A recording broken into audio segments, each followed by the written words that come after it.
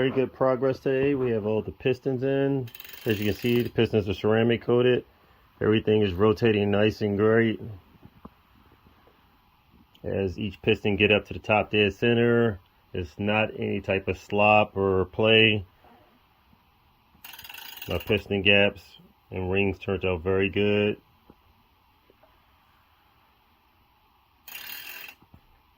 Nice, everything turned out good.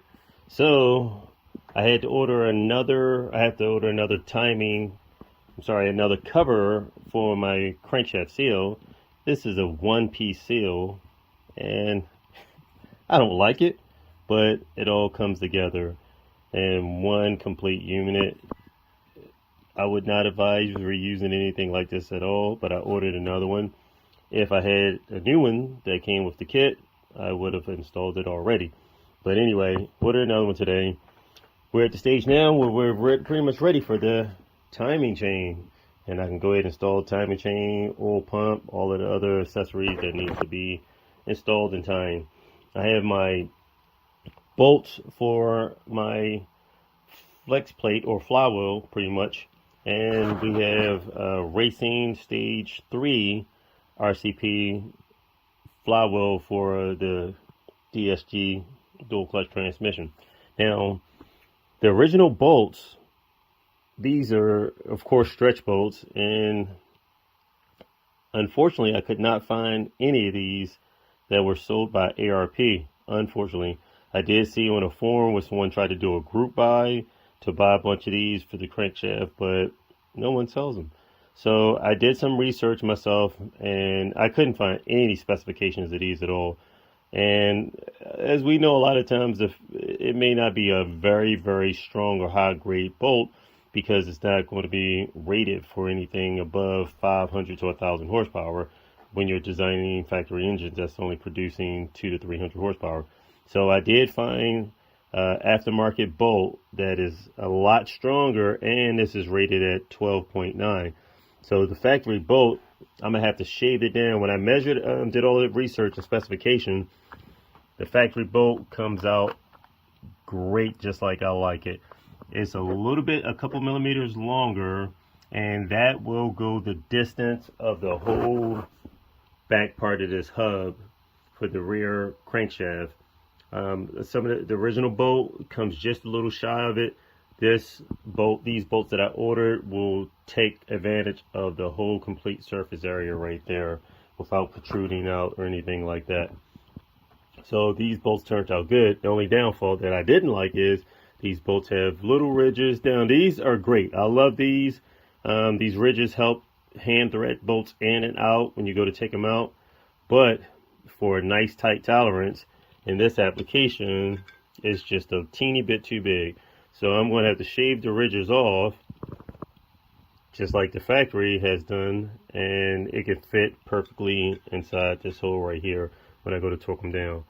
And one of the things is, even though these bolts look fairly identical, you can see that this bolt, factory bolt, weighs in at 720 ounces, whereas this bolt is a harder steel. You can definitely feel the weight difference between it. That comes in at 895. You can tell this is a lot stronger, a more dense bolt, and if we're going to be running high horsepower, we definitely want to run something heavy duty and strong. It's rated at 170 psi tensile strength, so 175,000 psi tensile strength. Really close up there to what some of the ARP bolts are rated at, which I think they come in somewhere around, some of the basic ones are around 185.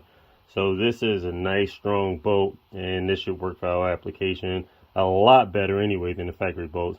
In some applications, people were fearing that they could shear these off.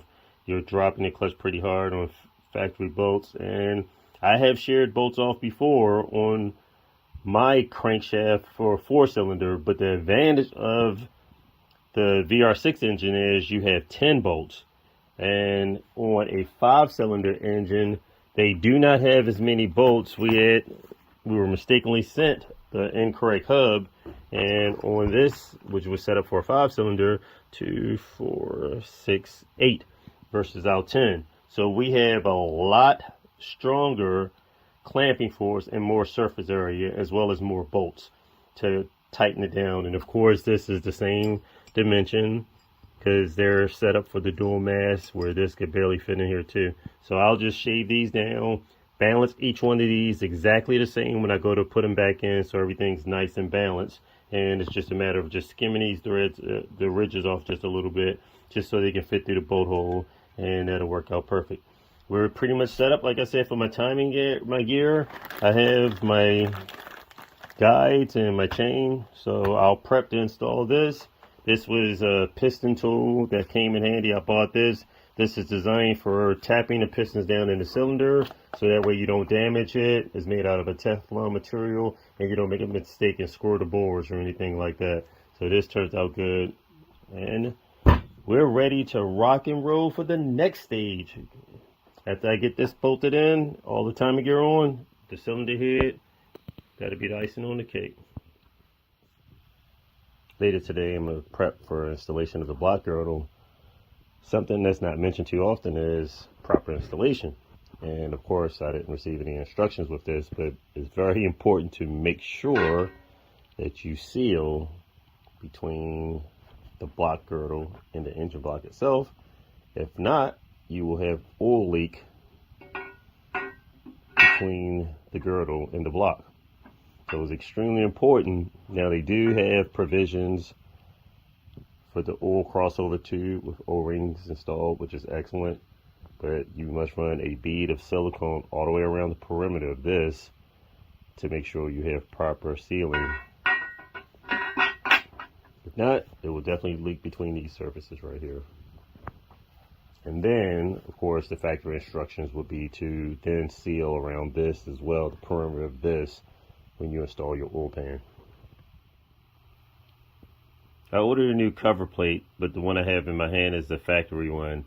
When I install the new cover plate, I will have to modify part of the bottom housing, because it would come in and cover part of the port where the bolt hole goes through. So that's the cover plate right there blocking the bolt hole. I will have to notch it out, so that way if we go to unbolt anything, we have a direct shot to get access to the bolts. On some other engines, in the 3.2 liter, they literally had to drill a hole through the oil pan and re-weld it back up to fit a block girdle. On this one, it's pretty much just trim the plastic housing.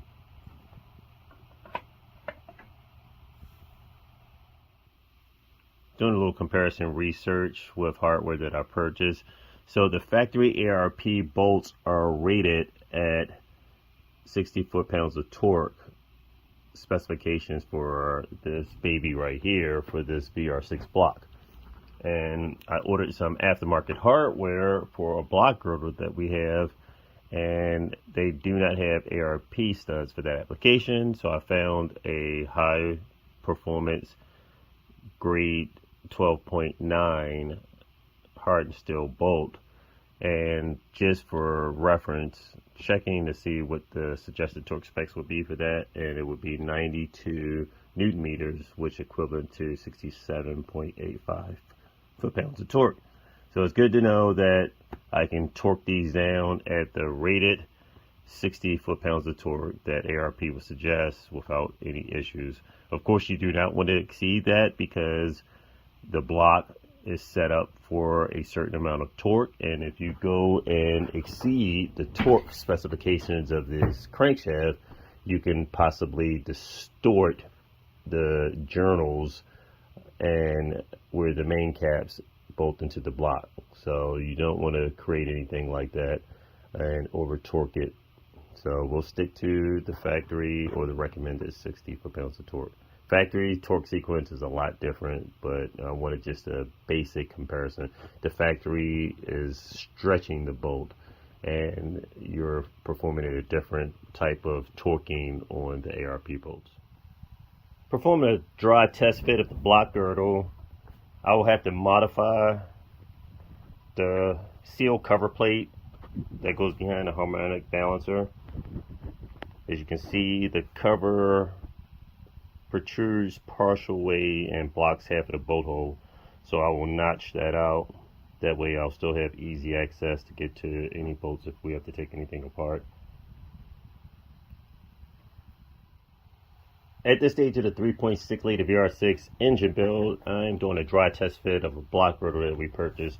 Now the reasoning for this is to add a little extra structural integrity to this engine block and to reduce any type of flexing. We're planning to exceed well over 1,300 wheel horsepower. Not many people have accomplished that with the VR6 engines. And if you really think of this as a shoebox, a squared up box, you remove the cover, of course you're going to have a little extra flex. So with this block girdle, this will add a little extra structural integrity to the block once we bolt it down in clip position. I will have to modify part of the front seal cover. So when I push the seal cover into position, it covers up part of the bolt hole. And I'll just trim that out just so I'll have easier access to the stud or bolt, whatever we install in there. Just got finished performing a thorough cleaning of the oil crossover tube and the oil pickup. You can see some of the debris and particles that came out of this oil pickup. I've actually seen broken off dipstick and all sorts of material sucked up in here.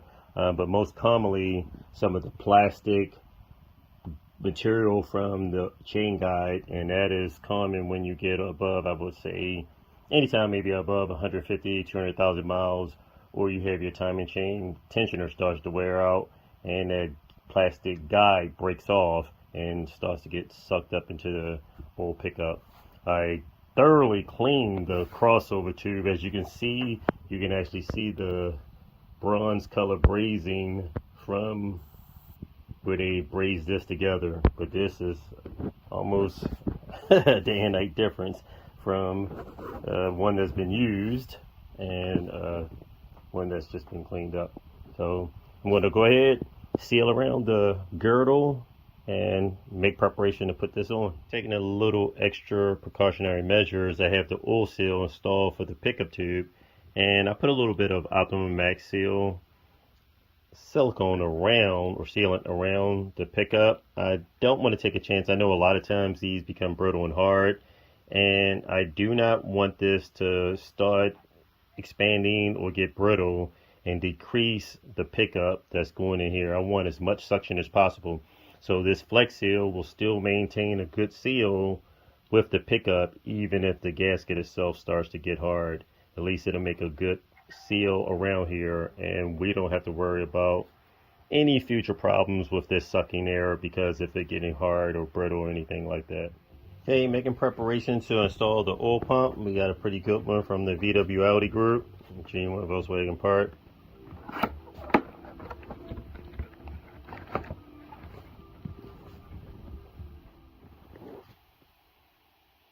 I'm preparing to install the oil pump and the engine block, and I came across a few discoveries, and I am glad I took my time and did the research. A lot of times I'll carefully check over several items before making an installation because we want this to work out as good and great as possible. So starting off with the factory oil pump. This oil pump, the original bolts or hardware that they use for this is rated at only an 8.8, so it's a little hard to focus in on that, but it's an 8.8, and that's the hardware that's used to secure the oil pump into the block. Now I have some bolts that I purchased rated at 12.9, which is very strong compared to the factory hardware, as well as it's got the serrated edges to help keep it in place. Now I'm definitely use a little extra Loctite, blue Loctite, just to secure it in place. When we're making this high horsepower, we don't want to take any chances of anything vibrating out or coming loose, or any possibilities of the oil pump coming loose because of block distortion or flex and the bolts backing out and we're losing oil pressure. So I took extra precautionary measures to order better hardware. So these are, as I stated, 12.9 compared to the 8.8. So we're going with a stronger hardware and better to keep our oil pump fixed in place. Now also I went with an aftermarket factory oil pump sprocket, and they've upgraded these sprockets because in the earlier models of the 3.6 they had a lot of issues, and issues were with the oil pump actually the bolts shearing off. They've upgraded the sprocket. As you can see, the factory sprocket over here is a 2-piece sprocket. So now with the newer one, they made it a 1-piece. That is great, and that's a good sign as well. My battery is getting a little low, and let me plug this in so I can keep on recording. Anyway, that's one good thing that they've done also, with making the sprocket a lot more sturdier and secure and rigid compared to the earlier version. Another major discrepancy with the oil pump failure that some of these earlier Passats experienced is the oil pump bolt. Now, I had the original oil pump that came out of the block. We kept the hardware, that way I can upgrade and do some comparison. This must have been a revised version. They may have had a recall. Well, they did have a recall, and this could have been the upgraded bolt. This is upgraded to a 10.9, and this could have been one of the installs that they installed in this factory oil pump. One of the things I don't like is I ordered several backup bolts, and some of these bolts are brand new in the package, and they're rated as 8.8, and this one's at 8.8. So this was the only one that came in at a 10.9. I could have installed brand new hardware and took the risk of having the head shear off of this and snap off because it's a cheap grade bolt, and destroy an engine that is worth quite a bit.